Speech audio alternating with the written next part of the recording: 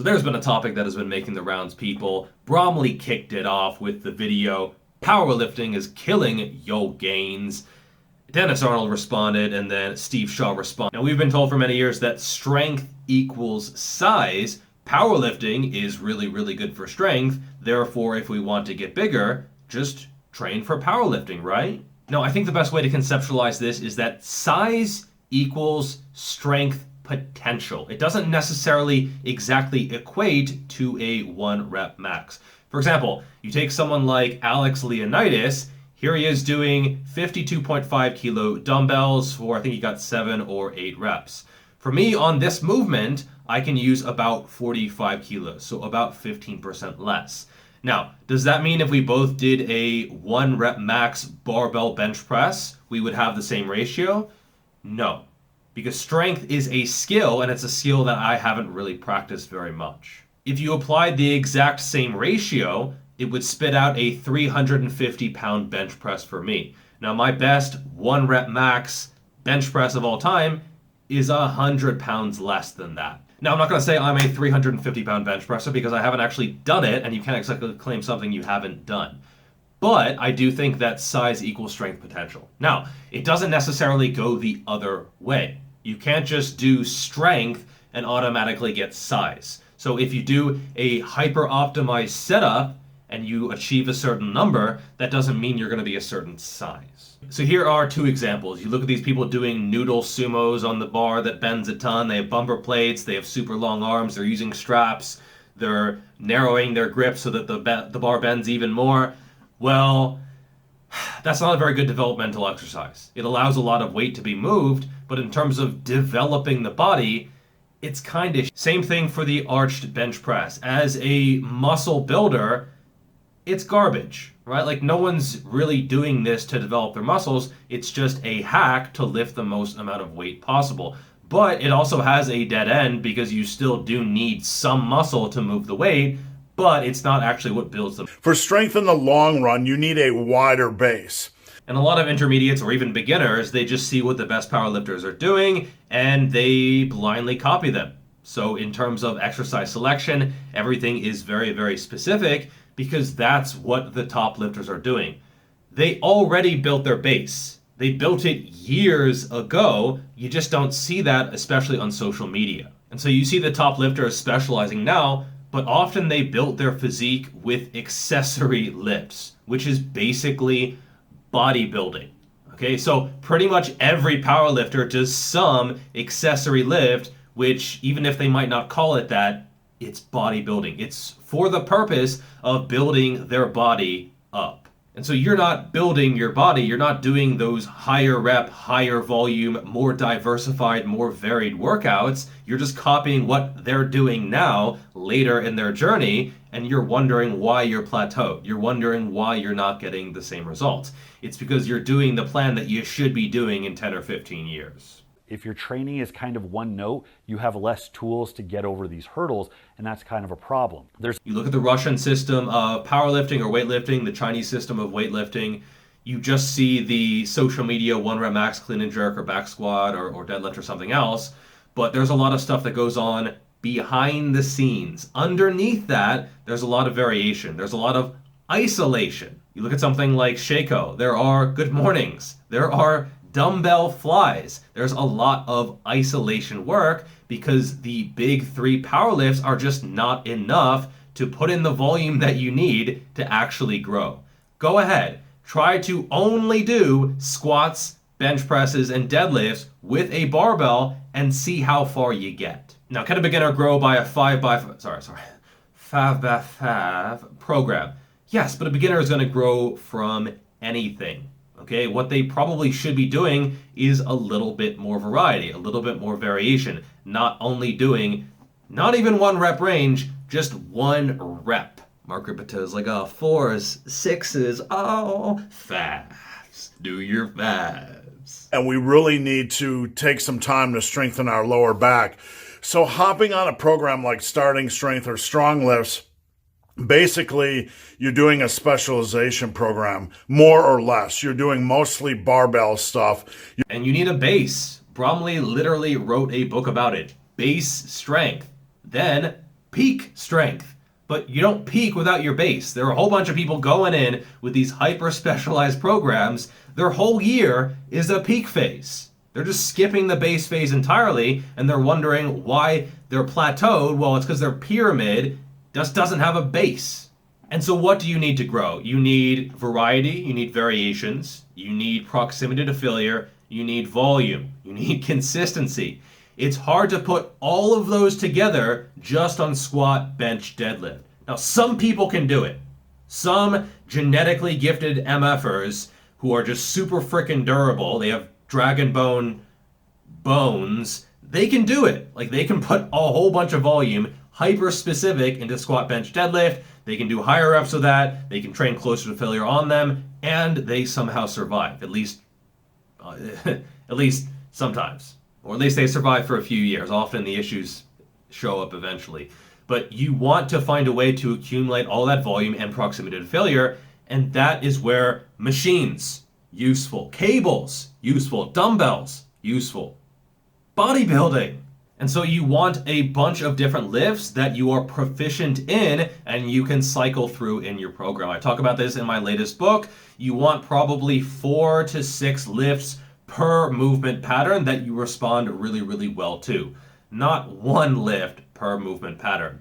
And yes, you can take your grip in and do a closed grip bench press. Yes, you can change your stance on the deadlift. Yes, you can do low bar and high bar squats, but you want more variety than that. Those small changes might be enough to keep you healthy, but for most people, you want to work in leg press. You want to work in Romanian deadlifts. You want to work in back extensions. You want to work in machine presses. You want to work in dumbbells. You want to work in cables. You might even throw in, God forbid, some arm or shoulder work.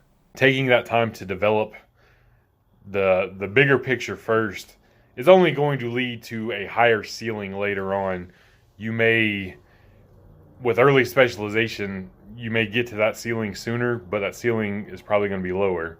And sometimes I think people think that powerlifting does more than it does. I've had comments, not even kidding, where someone says like, oh, how do you only total this much for the powerlifts, but your arms are that big? Why would those two correlate at all? What do the arms do for a squat? Nothing. Deadlift? Nothing. Bench press? A little bit for the triceps, but it's not going to do shit for your long head.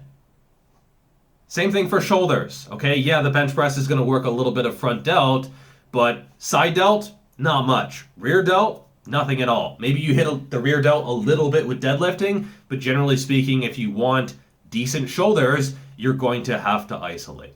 Another factor is a lack of cardio or conditioning or general physical preparedness, GPP, and powerlifters are notoriously bad at this. And I find it interesting that all three of these guys have some form of conditioning. Dennis Arnold, he does these circuits where he's doing, farmer's walks and stuff, and he's jumping around and stuff. Athletic as hell. He's lost like 80 pounds this year, and it's very visible. Alexander Bromley, strongman. Strongmen have to be at least in decent shape because their event lasts more than 5 seconds. And then Steve Shaw, he does endurance ultra marathons. Okay, so all three of them are in pretty damn good shape, and they realize that this is important not just for your health, whatever, but it's important for your performance and your longevity in the sport as well. You weigh like $160 right now. Don't say, oh, I'm going to just stay in the 165 pound weight class. Like, as you're training, as you're getting stronger, you should be eating to facilitate that and growing, and let yourself grow into a weight class. Another factor are weight classes. I do see people who are afraid to gain weight. They're like, yeah, well, I'm in the 165 class. Yeah, but you're 6 feet tall, so fucking eat. And weight classes are really height classes in disguise, okay? So if you are 5'10" or 6 feet or something like that, you're probably going to be north of 200 pounds, okay? At some point, if you really want to maximize your competitive ability. In other words, you got to put some mass on that ass. Another factor is that there is zero barrier to entry. So if you do a bodybuilding show, that is months and months and months of dieting. You can't just do it on a whim. A strongman show, they have fixed weights, so you have to be at a certain level if you really want to participate. But for powerlifting, you can go in there with literally beginner weights if you want and compete, and you'll probably get a trophy as well. Now, I'm not saying this is a bad thing necessarily, but it does mean that if you wanted, you could compete every weekend. You need time, again, to develop that base where you're not always in this peaked state. The best lifters, they're not competing every single weekend and not even every single month, right? It's a few times per year, and they're running through the base phase, then the peak, specialization, taper, performance, etc. Super easy to just lean on your identity as a power lifter because you've over-romanticized what these barbell lifts do, and it's become an easy way to dismiss things that you might think aren't that important, but really you think they're uncomfortable and you'll look for any reason not to do them. And I get a lot of messages from people who seem to be very concerned about my squat, bench, deadlift, 1 rep max. So they'll be like, oh, what do you do for this? And I'll say, okay, well, I do this for a set of 10 on this exercise. And they're like, yeah, but what can you do for a barbell bench press 1 rep max? Yeah, I don't really do that. And they're like, okay, well, but what could you do? I've had people send me programs that what they want me to do. Like, they assume because I'm big, but I don't display 1 rep max strength, that I don't know how to train for that. They're like, here's this program I made for you. Like, literally had people make me programs and send me programs because they think I don't know how to do it. I do. I just don't want to. Now, who's going to have better development? The guy doing low bar, stripper squats, Kim Kardashian bench presses, noodle bar deadlifts, or the guy doing deep high bar plat style squats or zombie squats, the guy doing dumbbell incline bench presses with a great stretch, or close grip Larson presses, the guy doing Romanian deadlifts, the guy doing heavy back extensions.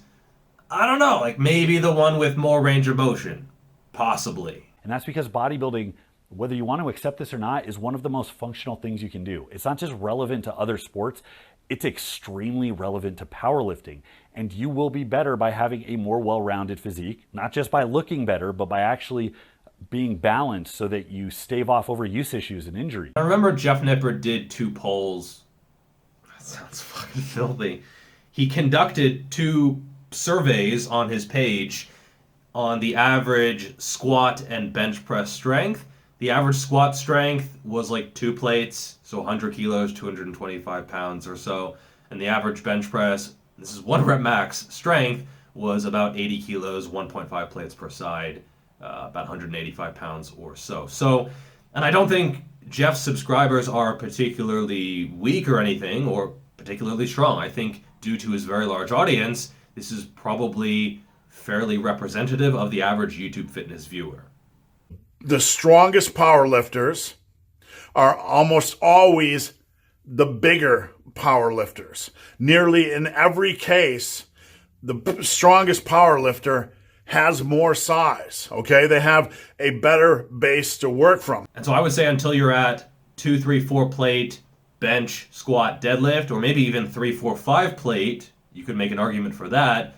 I think specializing doesn't really make a lot of sense. You certainly can, but I would say you're better off taking at least the first 5 years of training. It sounds like a lot, but it's not that much. The first 5 years of training, being a little bit more general, a little bit more variation, slightly more moderate reps, just because it's going to allow you to build that base. Or, continue hip driving and arching and noodling your way to kind of okay numbers. Up to you. For more on this kind of thing, on how to set up a proper training plan, how to do exercise variation and rotations, when to... Speaking of rotations, I plugged my product so hard the camera revolted. It's like, fuck this capitalist pig. Anyway, I'll see you in the next video. Bye. Peace.